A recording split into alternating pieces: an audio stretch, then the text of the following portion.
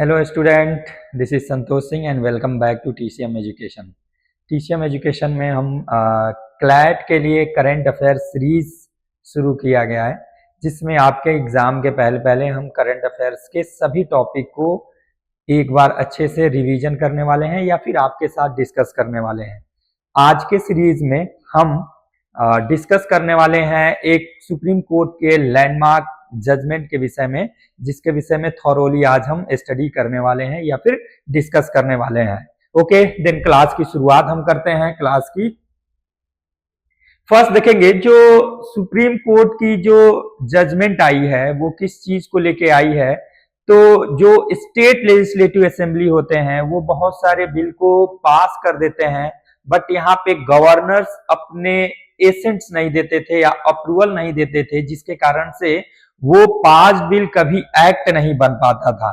तो अभी हम देखेंगे, अभी सुप्रीम कोर्ट का ये लैंडमार्क एक जजमेंट आया है। इस जजमेंट के थ्रू अब एक टाइम लिमिट दे दिया गया है कि इस टाइम के अंदर अंदर गवर्नर को अप्रूवल अपना देना पड़ेगा या फिर एक वैलिड रीजन देना पड़ेगा। तो जैसा कि अभी हम न्यूज़पेपर में देख रहे हैं, तो न्यूज़पेपर का अगर हम हेडिंग देख रहे हैं तो यहाँ पे क्वेश्चन दिया क्या है, SC slams Tamil Nadu governors fix time for ascents. यानी अब आपको क्या करना होगा कि कोई भी बिल आएगा उस बिल पे एसेंट देने के लिए एक टाइम को सेट कर दिया है। कौन? तो ये सुप्रीम कोर्ट की तरफ से आया गया है। ठीक है, हम देखते हैं गवर्नर्स देखेंगे तो गवर्नर्स कोई एक बहुत पावरफुल पर्सन नहीं होता है। ये एक तरह से देखेंगे तो या फिर गवर्नर को हम ऐसे कह सकते हैं कि गवर्नर कोई पैरेलल गवर्नमेंट्स को नहीं चला सकता है। गवर्नर्स क्या होता है कि ये अपॉइंट किए जाते हैं। किसके द्वारा अपॉइंट किए जाते हैं? तो ये हमारे प्रेसिडेंट के द्वारा इसे अपॉइंट किया जाता है। ठीक, अब ये प्रेसिडेंट इनको अपॉइंट करते हैं, जबकि एमएलए हम देखेंगे तो वो क्या होते हैं, ये इलेक्टेड पर्सन होते हैं। तो एमएलए के बिल को पास करने के बावजूद बिल पेंडिंग पे रह जा रही है, वो कभी एक्ट नहीं बन रही है। तो यहाँ पे हम देखेंगे ये जो केस लिया गया है, कहाँ का केस लिया गया है, तो तमिलनाडु। कहाँ पे? तमिलनाडु गवर्नमेंट। वहां पे कौन है अभी हम देखेंगे। तमिलनाडु में तो आर.के. स्टालिन है।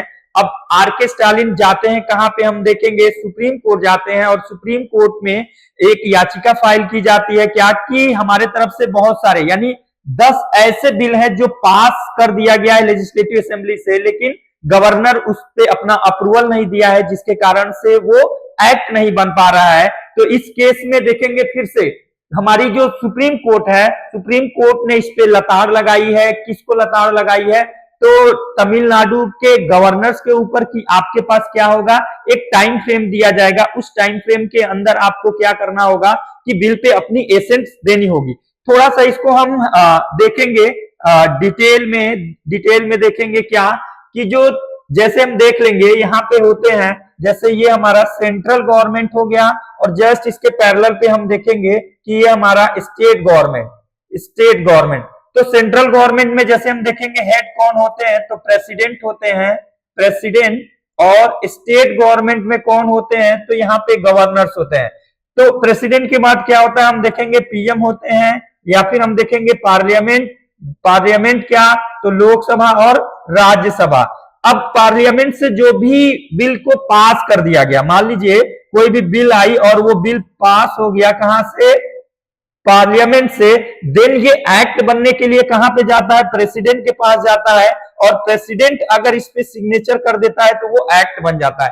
लाइक द सेम वे हम देखेंगे स्टेट में भी है। तो स्टेट गवर्नमेंट में सबसे टॉप पे कौन है, तो हमारे गवर्नर्स होते हैं। उसके बाद से क्या होते हैं, हमारा लेजिस्लेटिव असेंबली यानी हमारे सीएम, जिसमें लेजिस्लेटिव असेंबली होता है, कहीं पे विधानसभा भी होता है, विधान परिषद। तो विधान परिषद ये कोई जरूरी नहीं कि हर स्टेट में हो, बहुत कम ही स्टेट में है। तो अगर यहां से पास हो गया बिल, अगर यहां से पास हो गया पास बिल जो है, अब ये फिर किसके पास जाएगा? गवर्नर्स के पास, और गवर्नर्स इसमें अपना अप्रूवल दे देंगे तो वो बिल क्या हो जाती है? एक्ट बन जाती है। तो हम देखेंगे तमिलनाडु के अंदर में बहुत सारे बिल यानी 10 ऐसे बिल हैं या 10 ऐसे डिस्प्यूटेड बिल्स हैं जिसपे वहां की लेजिस्लेटिव असेंबली तो पास कर दिया है, बट गवर्नर्स उसमें एसेंट नहीं दे रहे हैं, इसलिए ये बार बार सुप्रीम कोर्ट पे जा रही थी। अभी सुप्रीम कोर्ट ने क्या कर दिया है कि इस पे अपना एक लैंडमार्क जजमेंट दिया है, जिस जजमेंट के थ्रू अब गवर्नर्स के पास बहुत लिमिटेड टाइम है उस बिल पे अपने एसेंट्स को देने के लिए। ओके,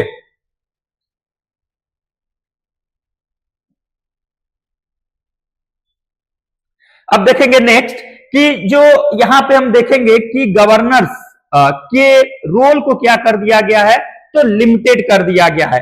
अब यहां पे हम देखेंगे दो तीन चीज, और यहां पे दो हमारे जो चीफ जस्टिस हैं, तो जस्टिस पर्दीवाला हो गए और जस्टिस पर्दीवाला हो गए।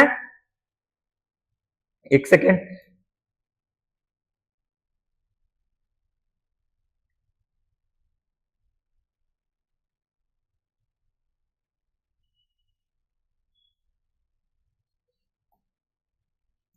हम यहां पे देखेंगे कि दो हमारे चीफ जस्टिस हैं, जस्टिस पर्दीवाला और आर महादेवन ने इस चीज को फाइल किया था। अब देखेंगे कि यहाँ पे यहाँ पे हम देखेंगे कि जो गवर्नर है वो अपने एक्सट्रीम पावर का यूज करते हैं। यहाँ पे स्पेशली इस आर्टिकल का पढ़ने का ये मतलब है कि हमें पावर ऑफ गवर्नर्स यानी गवर्नर्स का रोल अच्छे से स्टैटिक फॉर्म्स में पढ़ना है, और स्पेशली कौन से आर्टिकल्स को फोकस करना है, तो आर्टिकल 200 और आर्टिकल 163 के विषय में। तो यहाँ पे हम देखेंगे कि गवर्नर्स के पास पावर होता है, एक तो आर्टिकल 163 जिसमें ये कहता है कि गवर्नर्स के पास डिस्क्रिशनरी पावर है, डिस्क्रिशनरी पावर के वो अपने विवेक पे काम करेगा। और दूसरी क्या कि आर्टिकल 200 है जिसमें क्या है कि गवर्नर्स क्या कर सकता है, उसको उस बिल को एसेंट भी दे सकता है, विथ होल्ड एसेंट्स, या फिर वो प्रेसिडेंट के लिए रेफर कर सकता है या फिर प्रेसिडेंट के लिए रिजर्व कर सकता है। तो इस पावर का यूज करते हुए हम देखेंगे बहुत सारे बिल्स को तमिलनाडु की गवर्नर्स ने रोक रखे थे। तो अभी यहाँ पे हम देखेंगे एक बहुत ही अच्छा जजमेंट आता है सुप्रीम कोर्ट की तरफ से, और सुप्रीम कोर्ट ने क्या बोला कि अब ये गवर्नर्स को क्या मिल जाएगा, लिमिटेड पावर मिल जाएगा, अब इसका ये यूज नहीं। तो लिमिटेड पावर्स के लिए पहले हम देखेंगे अगर कोई भी लेजिस्लेटिव असेंबली बिल को पास करके कहां पे गवर्नर्स के पास दे रहे हैं, तो गवर्नर्स के पास पहले 1 महीने का टाइम रहेगा, और उस 1 महीने में या तो उसको रिकंसीडर के लिए भेजेंगे या फिर वो क्या कर सकते हैं, उस पर अप्रूवल दे सकते हैं। या फिर अगर 1 महीने के बाद भेजा जाता है, अगर 1 महीने के बाद से फिर हम देखेंगे कि लेजिस्लेटिव असेंबली क्या करती है कि उसको रीपास करके अगेन इसको कहां पे भेज रही है, हमारे गवर्नर्स के पास। तो गवर्नर्स के पास मैक्सिमम 3 मंथ, यानी अब जो गवर्नर्स है वो इस जजमेंट के बाद से 3 महीने से ज्यादा किसी भी पास बिल को अपने पास नहीं रोक सकते हैं। अगर रोकेंगे तो उसके लिए कोई ना कोई वैलिड रीजंस आपको देना पड़ेगा। सेकेंड हम देखेंगे कि यहाँ पे हमारे जो पर्दीवाला हैं, जस्टिस पर्दीवाला हैं, उनके तरफ से ये कह रहे हैं कि जो गवर्नर्स हैं, गवर्नर्स के पास न तो एब्सोल्यूट वीटो है और न ही पॉकेट वीटो है। तो यहाँ पे हम देखेंगे एब्सोल्यूट वीटो क्या क्या होता है। ये वीटो मतलब वीटो मीन्स क्या कि वीटो पावर का यूज करके गवर्नर या प्रेसिडेंट किसी भी बिल को अपने पास रख सकते हैं।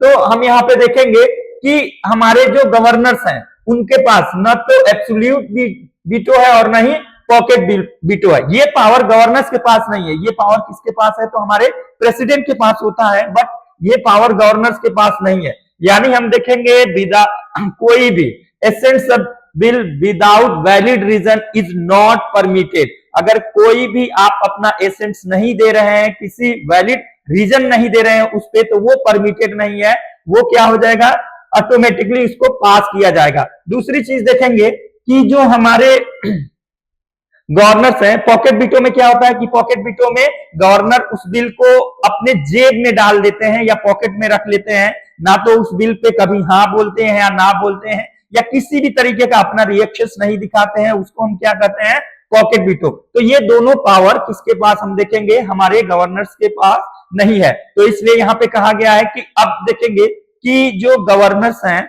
वो मैक्सिमम कितने समय के लिए बिल को रोक सकते हैं, तो मैक्सिमम 3 मंथ के लिए ये रूल आ गया है हमारे सुप्रीम कोर्ट के तरफ से। तो हमको एक बार ये अच्छे से समझना होगा कि लैंडमार्क जजमेंट क्या है। तो जजमेंट ये आया है कि हम देखेंगे तमिलनाडु सरकार की तरफ से बहुत सारे बिल को पास किया गया, बट उस बिल पे एसेंट नहीं मिल पा रहा था। तो यहाँ पे तमिलनाडु गवर्नमेंट की तरफ से ये कहा जा रहा था कि हमारा कोई मतलब ही नहीं है, जब हम बिल पास कर दे रहे हैं और वो उस बिल पे एसेंस या लॉ बन ही नहीं पा रहा है, तो सुप्रीम कोर्ट गए और सुप्रीम कोर्ट ने गवर्नर्स के इस पावर को क्या कर दिया, लिमिटेड कर दिया और बहुत कम समय के लिए कर दिया। कितने समय के लिए, इसको याद हम रखेंगे 3 मंथ्स के लिए, ओनली फॉर 3 मंथ्स, यानी गवर्नर्स मैक्सिमम कितने समय के लिए किसी भी बिल को या जो उस लेजिस्लेटिव असेंबली से पास होके आ रहा है उसको कितने समय के लिए रोक सकते हैं, तो केवल और केवल 3 महीने के लिए रोक सकते हैं। नेक्स्ट हम देखेंगे कि गवर्नर्स के पावर के विषय में या गवर्नर्स का रोल क्या होता है। तो हम यहां पे देखेंगे गवर्नर्स को क्या कहा जाता है, डुअल कैपेसिटी कहा जाता है। डुअल कैपेसिटी दैट मींस क्या कि he is the constitutional head of the state, वो स्टेट का कॉन्स्टिट्यूशनल हेड होते हैं। अब यहां से हम क्या करेंगे कि गवर्नर्स के विषय में जो भी स्टैटिक फैक्ट्स होंगे उन सारी फैक्ट्स को हमें अच्छे से देखना रहेगा। तो पहला बात क्या, गवर्नर के विषय में क्या कहा जाता है कि गवर्नर्स क्या है, एक डुअल कैपेसिटी होता है, जिन्हें हम पहला क्या कि constitutional head of the states कहा जाता है, और दूसरा क्या, representative of the central government. यानी यहां पे हम देखेंगे गवर्नर्स 2 तरीके से काम करते हैं, यानी इनके पावर्स को 2 तरीके से कहा गया। क्या, एक तो ये स्टेट के कॉन्स्टिट्यूशनल हेड होते हैं और दूसरे क्या कि ये सेंट्रल गवर्नमेंट के रिप्रेजेंटेटिव होते हैं, इसलिए इनको क्या कहा जाता है, डुअल कैपेसिटी के रूप में इनको जाना जाता है। नेक्स्ट हम देखेंगे कि गवर्नमेंट्स की जो पावर है या गवर्नमेंट्स ये कहां पे दिया गया है, तो आप देखेंगे हमारे कॉन्स्टिट्यूशन के पार्ट 6 में, कहां पे, हमारे कॉन्स्टिट्यूशन के पार्ट 6 में गवर्नर से रिलेटेड सभी इंफॉर्मेशन दिया गया है, जहां पे हम देखेंगे कि जो हमारी पहली आर्टिकल्स कहां पे, आर्टिकल 153, कहां, आर्टिकल 153 क्या कहता है कि there shall be a governor for the state. क्या, there shall be a governor for the state, ये कहां पे दिया गया है, तो ये आर्टिकल 153 में दिया गया है कि there shall be a governor for the state. फिर बाद में हम देखेंगे 1956 में एक अमेंडमेंट किया जाता है, कौन सा, 7th अमेंडमेंट, कौन सा हम देखेंगे, 7th अमेंडमेंट किया जाता है। और इस 7th अमेंडमेंट में क्या कहा जाता है कि एक गवर्नर 2 या 2 से ज्यादा स्टेट का भी गवर्नर हो सकता है। पहला तो हम देखेंगे आर्टिकल 153, जो आर्टिकल 153 क्या कहता है कि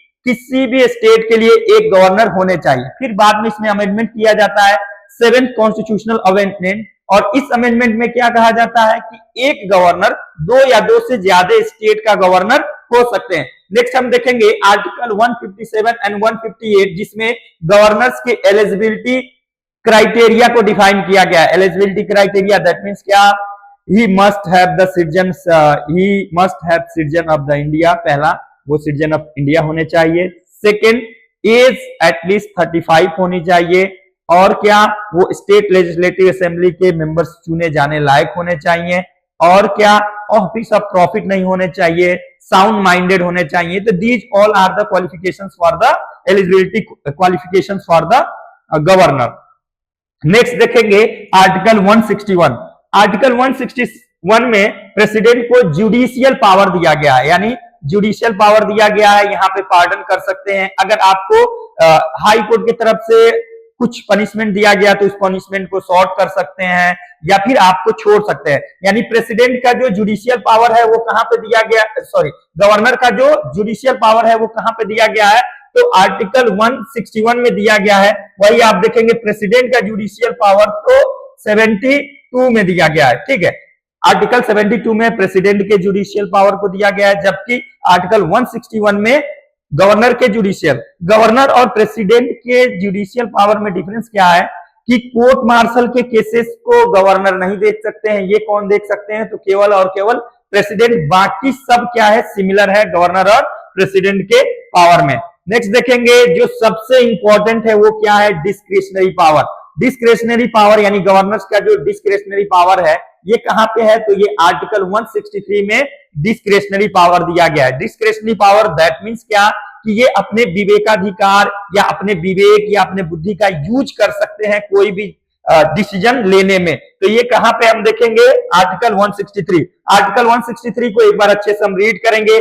there is a council of ministers with the CM, यानी काउंसिल ऑफ मिनिस्टर को हेडेड कौन करता है, तो ये CM at the head and aid to advise the governors, यानी गवर्नर्स को ये एड एंड एडवाइज करते हैं, यानी there shall be a council of minister headed by the chief minister to aid and advise to the governors, ठीक है, in the exercise of his functions, यानी वो अपने फंक्शन को एक्सरसाइज कर सके, इसके लिए गवर्नर्स को एड एंड एडवाइस देने के लिए काउंसिल ऑफ मिनिस्टर होती है। ये लगभग हर कंडीशन में होती है except some conditions for discretionary. ये कहां पे दिया गया है, तो आर्टिकल 163, यानी ये काउंसिल ऑफ मिनिस्टर्स की बात को रिफ्यूज भी कर सकते हैं किस आर्टिकल्स के थ्रू, तो आर्टिकल 163 जो इनको स्पेशल पावर देता है, और वो स्पेशल पावर क्या है, तो आर्टिकल 163 डिस्क्रिशनरी पावर, इसको हम अच्छे से याद करेंगे।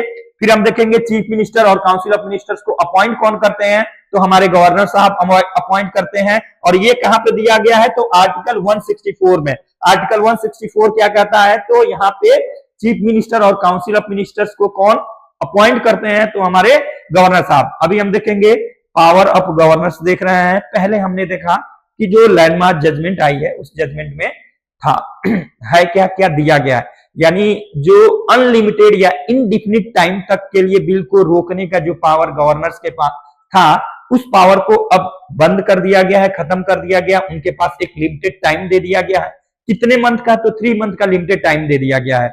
ये जजमेंट रहा। इसके बाद से हम देखेंगे कि गवर्नर्स का रोल क्या है, पावर क्या है, तो ये सारी चीजें हम पढ़ रहे हैं। तो ये कहां पे दिया हुआ है, तो ये स्टेट में हम देखेंगे, ये कौन से हमारे कॉन्स्टिट्यूशन के पार्ट में दिया है, तो पार्ट 6 में दिया है। पार्ट 6 में हम देखेंगे कहां से आर्टिकल्स जो हमारे लिए इंपॉर्टेंट आर्टिकल्स है, वो कौन से आर्टिकल, पहला 153 में क्या कह रहे हैं कि हर स्टेट के लिए एक गवर्नर होने चाहिए। फिर बाद में इसमें थोड़ा सा अमेंड किया जाता है 1956 में 7th कॉन्स्टिट्यूशनल अमेंडमेंट, और ये लाया जाता है कि एक गवर्नर, 2 या 2 से ज्यादा स्टेट्स के भी क्या हो सकते हैं, ये गवर्नर हो सकते हैं। फिर हम देखे थे 58, 57 एंड 58 में एलिजिबिलिटी क्राइटेरिया को दिया था। नेक्स्ट हम देखेंगे कि आर्टिकल 161 में क्या दिया है, गवर्नर के जुडिशियल पावर, कहां पे ये नहीं यूज कर सकते हैं, तो आर्मी या कोर्ट मार्शल वाले केस में ये यूज नहीं कर सकते हैं। बाकी ये सिमिलर है, किसके सिमिलर है, तो प्रेसिडेंट के सिमिलर है। फिर आर्टिकल 163 हम देखेंगे, तो यहाँ पे आर्टिकल 163 में क्या दिया है, तो ये गवर्नर के डिस्क्रिशनरी पावर को दिया गया है। देन हम लास्ट में हम अभी देख रहे थे आर्टिकल 164, तो आर्टिकल 164 में क्या है कि गवर्नर जो होते हैं वो चीफ मिनिस्टर और काउंसिल ऑफ मिनिस्टर्स को अपॉइंट करते हैं। नेक्स्ट हम देखने वाले हैं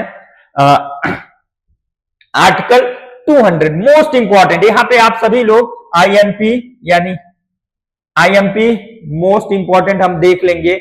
क्यों? क्योंकि ये देखेंगे ये लगातार थ्रू आउट द ईयर ये आर्टिकल्स आपके न्यूज में रहा है। अगर यहां से स्पेशली हम देखें तो 2 आर्टिकल्स को हमें पढ़ना है। कौन कौन से? Article 163 that is the discretionary power of the governor, and article 200 that is special power of the governor. Special power of the governors में हम देखेंगे आर्टिकल 200 में क्या कर रहा है कि कोई भी बिल को गवर्नर्स क्या कर सकते हैं, अपना एसेंस दे सकते हैं। तो बात ही खत्म, वो क्या कर दिए, अपना एसेंस दे दिए। सेकेंड, विथ होल्ड एसेंस, अपने एसेंस को रोक सकते हैं। ठीक है। नेक्स्ट, और क्या कर सकते हैं, या फिर reserve the bill for the consideration of the president, यानी किसी भी पास बिल को गवर्नर अपना एसेंस दे सकते हैं या अपने एसेंस को विथ होल्ड कर सकते हैं, या फिर इसको कंसिडरेशन के लिए रिजर्व कर सकते हैं, इसको प्रेसिडेंट के लिए।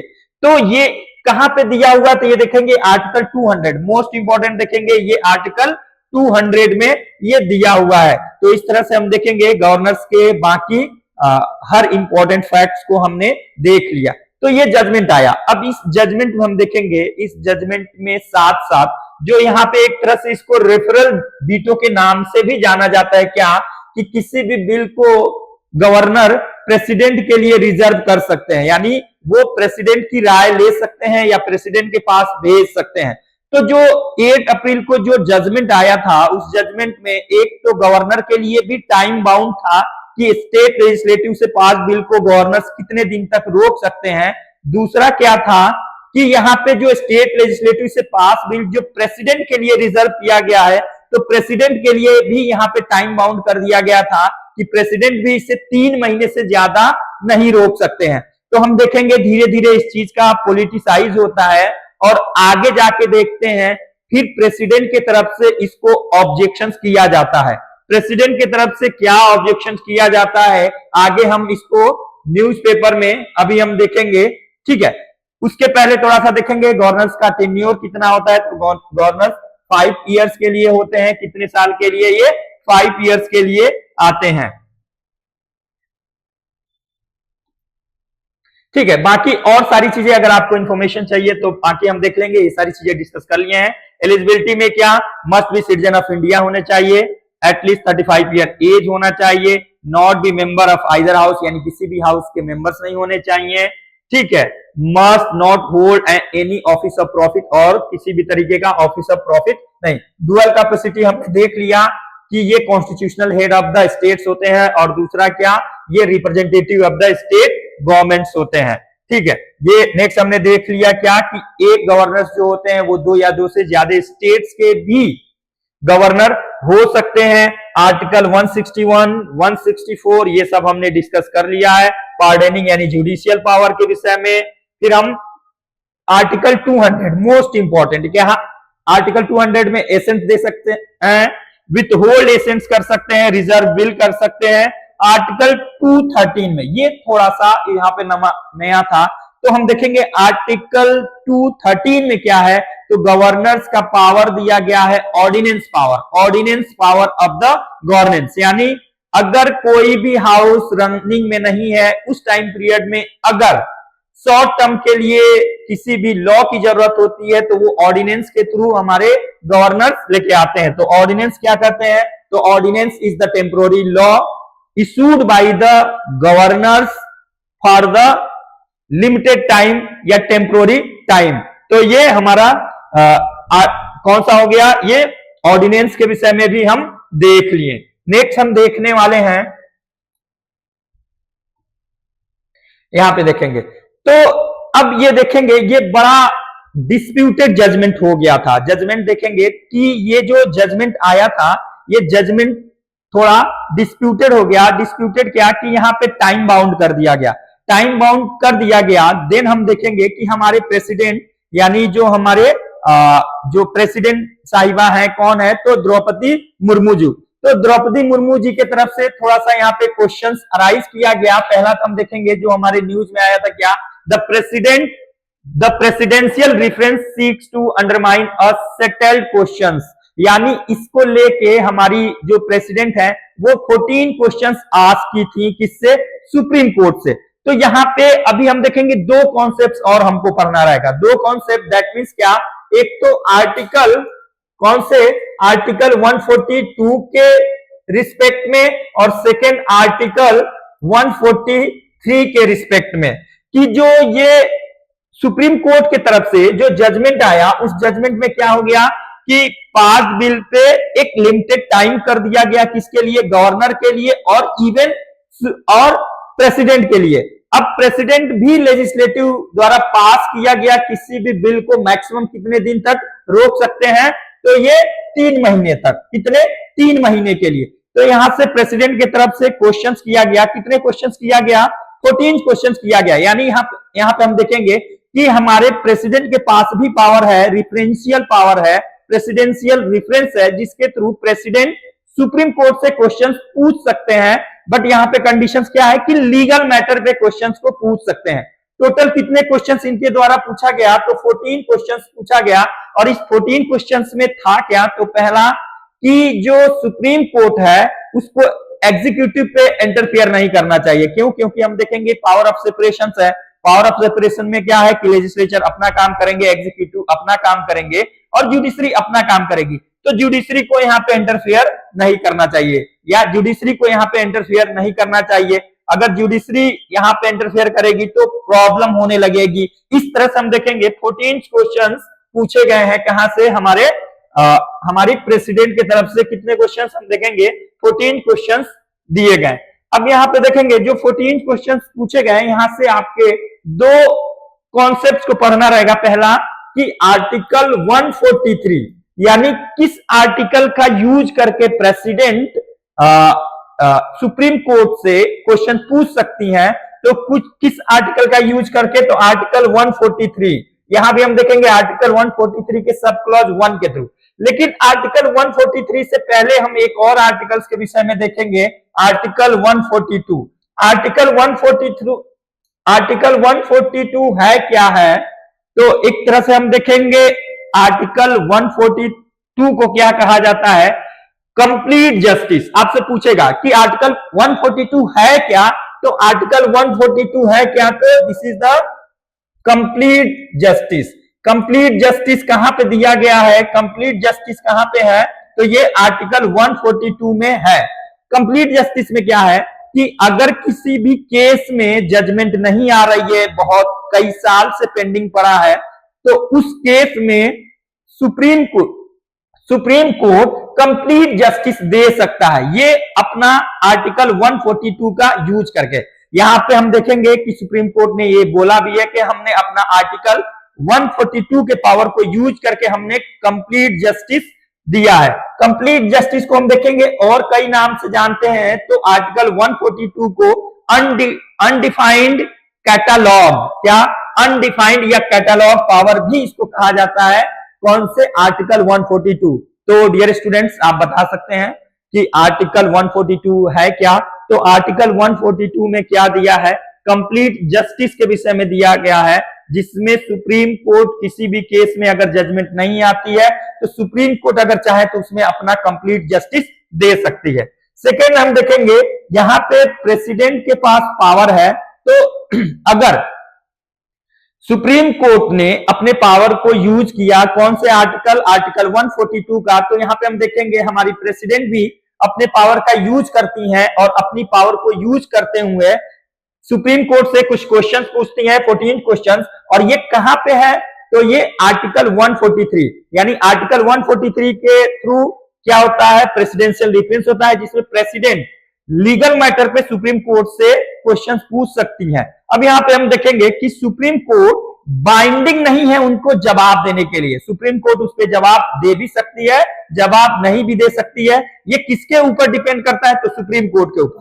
ठीक है, क्वेश्चंस पूछ सकती हैं आर्टिकल 143 के थ्रू, बट सुप्रीम कोर्ट के लिए वो बाइंडिंग नहीं होता है।